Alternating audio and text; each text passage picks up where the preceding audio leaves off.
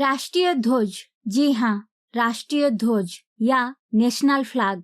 राष्ट्रीय ध्वज कपड़े का एक ऐसा प्रतीक है जो बिना कुछ कहे अपने नागरिकों के साथ साथ अंतर्राष्ट्रीय समुदाय के सामने उस राष्ट्र की नीतियों तथा उद्देश्यों को वर्णन करने के साथ अपनी संप्रभुता को भी प्रदर्शित करता है। विश्व के जितने भी राष्ट्र हैं, चाहे वो एक मान्यता प्राप्त राष्ट्र हो या गैर मान्यता प्राप्त राष्ट्र, सभी का अपना राष्ट्रीय ध्वज है और वो सभी राष्ट्रीय ध्वज निश्चित रूप से उस राष्ट्र की नीति तथा उद्देश्य का प्रतीक है। यदि विश्व की महाशक्ति अमेरिका के राष्ट्रीय ध्वज का अर्थ या उद्देश्य बताया जाए तो ध्वज में मौजूद 13 लाल और सफेद पट्टियां 13 कॉलोनियों का प्रतिनिधित्व करती है और सितारे संघ के 50 राज्यों का प्रतिनिधित्व करते हैं। ध्वज के रंग भी प्रतीकात्मक है। लाल कठोरता और वीरता का प्रतीक है, सफेद शुद्धता और मासूमियत का प्रतीक है और नीला सतर्कता, दृढ़ता और न्याय का प्रतीक है। इसी तरह अगर हम रूस या रूसियन फेडरेशन के राष्ट्रीय ध्वज में निहित अर्थ का विश्लेषण करते हैं तो हम जानेंगे कि सफेद पट्टी कुलीनता और स्पष्टता का प्रतीक है, नीला पट्टी ईमानदारी, त्रुटिहीनता और पवित्रता का प्रतीक है और लाल पट्टी साहस, उदारता और प्रेम का प्रतीक है। इसी तरह यदि हम सऊदी अरब के राष्ट्रीय ध्वज में निहित अर्थ का विश्लेषण करते हैं तो हमें पता चलेगा कि सऊदी अरब का राष्ट्रीय ध्वज पूरी दुनिया को सिर्फ मजहबी संदेश प्रदान करता है। ध्वज में मौजूद हरा रंग अच्छे जीवन का प्रतीक है।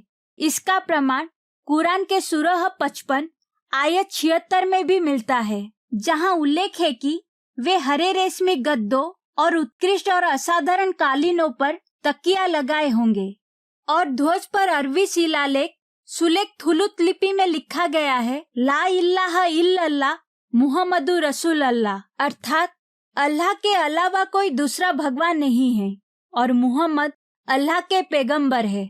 और इसके ठीक नीचे तलवार की एक चित्र है जो न्याय के निष्पादन में सख्ती का प्रतीक है। उसी तरह यदि हम ऑस्ट्रेलिया के राष्ट्रीय ध्वज में निहित अर्थ का विश्लेषण करें तो हम पाएंगे कि नीले झंडे में मुख्य रूप से 3 प्रकार की तत्व अंकित है।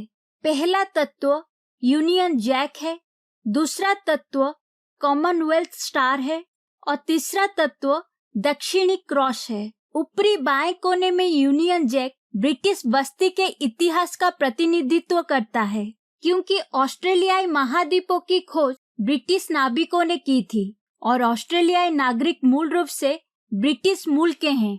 यूनियन जैक के ठीक नीचे एक सफेद राष्ट्रमंडल या संघ का तारा है। इसमें 6 राज्यों और ऑस्ट्रेलिया के राष्ट्रमंडल के क्षेत्रों की एकता का प्रतिनिधित्व करने वाले 7 बिंदु है। ध्वज पर दक्षिणी क्रॉस को सफेद रंग में दिखाया गया है। यह 5 सितारों का एक तारामंडल है जिसे त्रिशंकु तारामंडल भी कहा जाता है। यह भारत में सर्दियों और बसंत के मौसम में गुजरात से दक्षिणी क्षेत्रों में देखा जा सकता है, लेकिन उत्तर भारत से नहीं। पृथ्वी के दक्षिणी गोलार्ध तथा ऑस्ट्रेलिया से यह किसी भी मौसम में देखा जा सकता है और यह ऑस्ट्रेलिया की भौगोलिक स्थिति की खासियत है। इसी तरह हमारे राष्ट्रीय ध्वज तिरंगा में मौजूद रंग कई अर्थों और उद्देश्यों के प्रतीक है। राष्ट्रीय ध्वज का शीर्ष रंग यानी केसरिया रंग राष्ट्र की ताकत और साहस को दर्शाता है। साथ ही यह रंग बलिदान का भी प्रतीक है। ध्वज के मध्य भाग का रंग यानी सफेद रंग शांति, सच्चाई और पवित्रता का प्रतीक है। बीच में सफेद पट्टी पर अंकित अशोक चक्र गहरे नीले रंग का है और उसमें 24 तिलियां हैं जो धर्म चक्र का प्रतीक है और ध्वज का आखिरी और निचला हिस्सा हरे रंग का होता है। यह हरियाली, समृद्धि और विश्वास का प्रतीक है। लेकिन यहाँ हमारा उद्देश्य दुनिया भर के सभी देशों के साथ साथ हमारे देश के राष्ट्रीय ध्वज में निहित अर्थ और उद्देश्य को आप लोगों तक पहुँचाना नहीं है। आज के वीडियो में हमारा उद्देश्य केवल भारतीय राष्ट्रीय ध्वज और उससे संबंधित एक बहुत ही जानकारीपूर्ण घटना के बारे में है। यह घटना भारतीय राष्ट्रीय ध्वज और इसके प्रति भारत के तथाकथित राष्ट्रपिता की सोच से संबंधित है। स्वतंत्रता से कुछ दिन पहले यानी 22 जुलाई 1947 को राजेंद्र प्रसाद, B.R. अम्बेडकर, सरोजिनी नायडू, श्री राजगोपालाचारी, K.M. मुंशी और मौलाना अब्दुल कलाम आजाद जैसे प्रतिष्ठित हस्तियों द्वारा आयोजित संविधान सभा में तिरंगे के डिजाइन को सर्वसम्मति से स्वीकार किया गया था। मूल रूप से तिरंगा भारतीय राष्ट्रीय कांग्रेस द्वारा इस्तेमाल किए जा रहे स्वराज ध्वज से विकसित हुआ था, जिसे पिंगली वेंकैया द्वारा डिजाइन किया गया था। कांग्रेस द्वारा इस्तेमाल किए जाने वाले स्वराज ध्वज के बीच में चरखा का चिन्ह हुआ करता था, लेकिन तिरंगे में चरखे को बदलकर अशोक चक्र कर दिया गया। लेकिन जब यह खबर गांधी जी तक पहुंची तो उन्होंने संविधान सभा द्वारा प्रस्तावित राष्ट्रीय ध्वज यानी तिरंगे पर असंतोष जताया। गांधी जी ने संविधान सभा द्वारा अपनाए गए ध्वज यानी तिरंगे पर आपत्ति जताई। वो दो कारणों से डिजाइन से नाखुश थे। पहला, ध्वज के कैंटन में यूनियन जैक की अनुपस्थिति और दूसरा कारण चरखे के स्थान पर अशोक चक्र होना। इसका प्रमाण गांधी जी द्वारा लिखे गए एक पत्र में है, जो महात्मा गांधी के कलेक्टेड बॉक्स में प्रकाशित हुआ है। इस पत्र में गांधी ने भारत के अंतिम ब्रिटिश वाइसरॉय लॉर्ड माउंटबेटन द्वारा प्रस्तावित ध्वज के लिए अपना समर्थन व्यक्त किया था। 1947 में गवर्नर जनरल लुइस माउंटबेटन द्वारा प्रस्तावित ध्वज में कांग्रेस का स्वराज ध्वज तो शामिल था, लेकिन कैंटन में यूनियन जैक भी था। हालांकि इस ध्वज को जवाहरलाल नेहरू ने यह दावा करते हुए खारिज कर दिया था कि कांग्रेस के राष्ट्रवादी सदस्य कभी भी इस ध्वज को स्वीकार नहीं करेंगे और इसे अंग्रेजों के प्रति कांग्रेस के स्नेह और सम्मान के संकेत के रूप में देखेंगे। गांधी जी ने आगे कहा कि अगर हमारे ध्वज के एक कोने में यूनियन जैक लगाया गया है तो क्या गुनाह किया। यह तर्क देते हुए कि भले ही अंग्रेजों ने भारतीयों को नुकसान पहुंचाया हो, लेकिन उनके झंडे ने हमें कभी भी नुकसान नहीं पहुंचाया। स्वेच्छा से भारत से हटने के लिए अंग्रेजों की प्रशंसा करते हुए और भारतीयों से अंग्रेजों के खूबियों पर ध्यान देने का आग्रह करते हुए उन्होंने लॉर्ड माउंटबेटन द्वारा प्रस्तावित ध्वज को अपनाने का पूरा समर्थन किया था। गांधी जी ने आगे कहा, लॉर्ड माउंटबेटन अब हमारे मुख्य द्वारपाल है। वो इतने लंबे समय तक ब्रिटिश राज के सेवक रहे हैं, अब वो हमारे सेवक हैं। यदि हम उन्हें अपना सेवक नियुक्त कर सकते हैं तो हम यूनियन जैक को भी अपने ध्वज की कैंटन में स्थान दे सकते हैं। ऐसा करने से भारत के साथ किसी भी तरह का विश्वासघात नहीं होगा। गांधी जी ने आगे कहा कि उन्हें यह देखकर बहुत दर्द हुआ कि कांग्रेस नेताओं ने ब्रिटिश सरकार के प्रति उदारता और मित्रता क्यों नहीं दिखाई। हम उससे अंग्रेजों के साथ अपनी मित्रता के सबूत देते। अगर मेरे पास वो शक्ति होती जो कभी मेरे पास हुआ करती थी तो मैं उन लोगों को डांटने वाला था। आखिर हम लोग अपनी इंसानियत और शराफत क्यों छोड़े। गांधी जी के इन सभी कथनों का प्रमाण गांधी हेरिटेज पोर्टल के प्रार्थना प्रवचन पहला खंड में मिलेगा।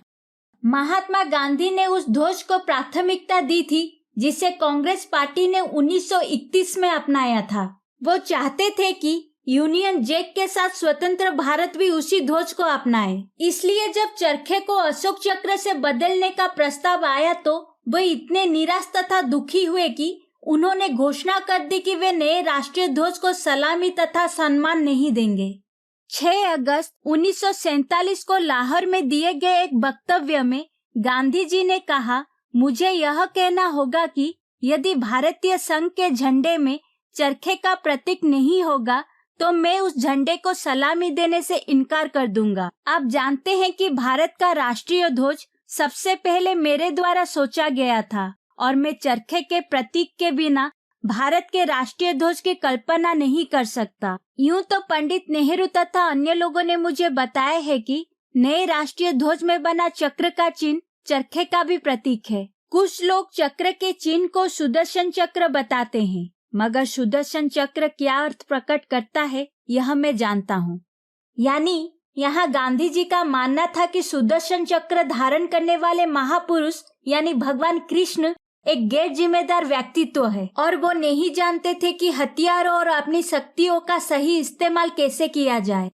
तो यह थी भारतीय राष्ट्रीय ध्वज और भगवान श्री कृष्ण तथा सुदर्शन चक्र के बारे में भारत के तथाकथित राष्ट्रपिता की सोच, जो पूरी तरह से अहंकार, हताश और तानाशाही से भरा हुआ है। गांधी जी के इन सभी कथनों का प्रमाण Gandhi heritage portal the collected works of Mahatma Gandhi की खंड 89 में मिलेगा। गांधी जी की सोच काफी हद तक एक अमेरिकी मुहावरे से मिलती जुलती है और वो मुहावरा है माई वे और द हाईवे। अगर हमारे राष्ट्रीय ध्वज की कैंटन में यूनियन जैक होता तो क्या हम एक संप्रभु राष्ट्र कहलाते? ऑस्ट्रेलियाई ध्वज में यूनियन जैक का होना एक कारण यह भी है कि अंग्रेजों ने ऑस्ट्रेलिया महाद्वीप की खोज की थी और उसके विकास और समृद्धि का सारा श्रेय भी अंग्रेजों को ही जाता है। और जो ऑस्ट्रेलियाई नागरिक हैं, वे मूल रूप से ब्रिटिश नागरिक ही हैं।